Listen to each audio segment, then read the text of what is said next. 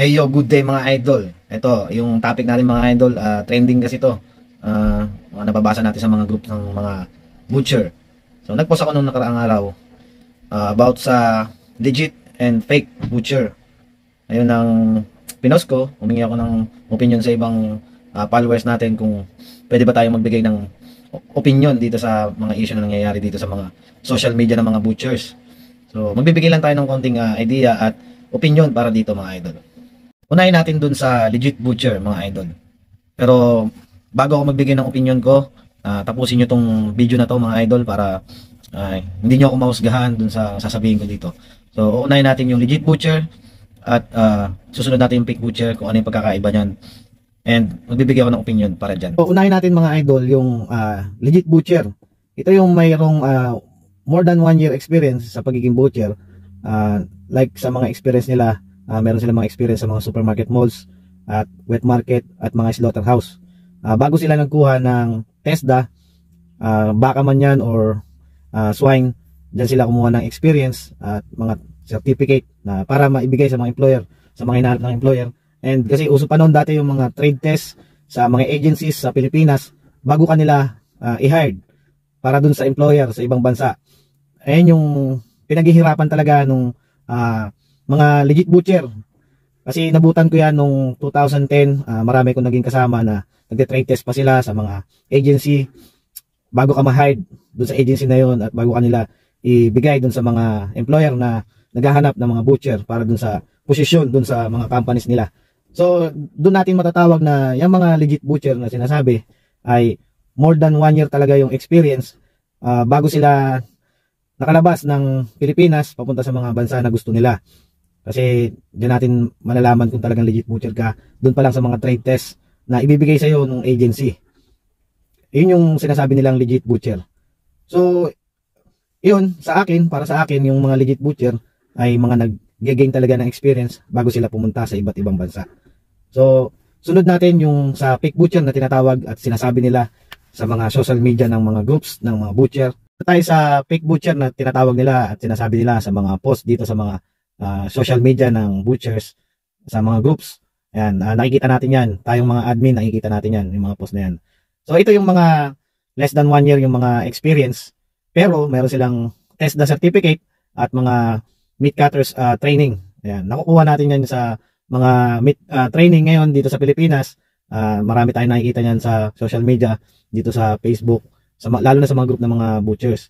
Ayan, diyan natin makikita yan, yung mga training center ng mga naglalabasan ngayon.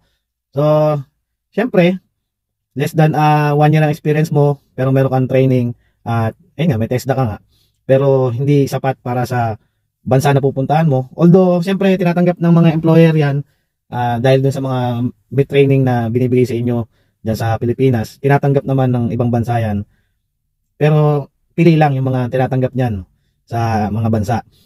Kasi ang normally ang hinahanap talaga sa mga iba't ibang bansa is mga more than 3 years yung experience and with yung merong TESDA ganyan.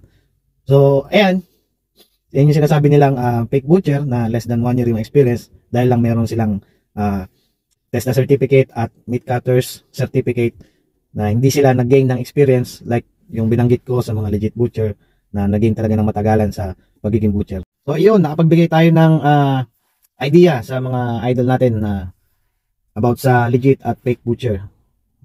Para sa akin yun yung ano ko. And ngayon, magbibigay tayo ng opinion para dito sa legit at fake butcher na kumakalat sa social media ng mga butcher. Ito yung opinion ko. Sa panahon ngayon is pare-parehas tayo.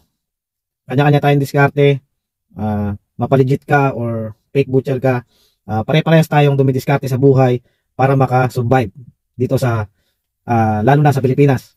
At yun, ang opinion ko, wag na po tayong magsiraan sa mga social media na although fake ka, legit ako, ganyan. Wag po tayong magsiraan dyan sa social media. And yun nga ang aking payo na pare-pares tayong dumidiskarte.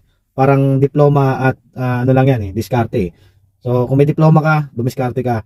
Kung may diskarte ka, diskartehan mo. So yun lang yun. Kasi dyan tayo mabubuhay sa diskarte or kahit meron kang matagalan na experience, kung hindi mo sinasamahan ng diskarte, kung paano ka makakapag-apply, makakapagtrabaho sa gusto mo mga bansa.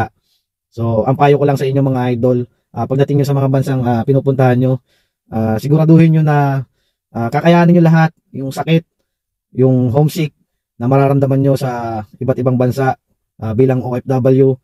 Idol, magpapaalam na ako sa inyo. Salamat sa mga nanood. At ito pa yung yung payo ko sa mga kapwa butcher diyan sa iba't ibang bansa. Mas galingan po natin at magkaisa po tayo dahil tayo yung magiging stepping stone sa mga susunod na panahon na magiging butcher diyan sa mga company na pinapasukan natin dahil hindi habang buhay ay nandito tayo sa mga company na to at in the future kukuha sila again ng mga Filipino butchers sa Pilipinas at sana maging maganda ang record natin sa mga companies na pinupuntahan natin para sa mga susunod na butchers, mapaligit man o fake butcher yan na mapunta dyan. Pare-parehas po tayo. Sana mag-ingat kayo sa mga trabaho nyo. Keep gain experience sa mga sinasabihan nilang fake butcher. Galingan po natin. Wag natin ipakita na mahina tayo porket may mga training lang tayo at mga test na certificate. Wag nyo ipakita yan. Aralin nyo kung ano yung mga dapat ginagawa sa mga pagiging butcher. Yun lang po. Salamat. God bless sa inyo. Good day.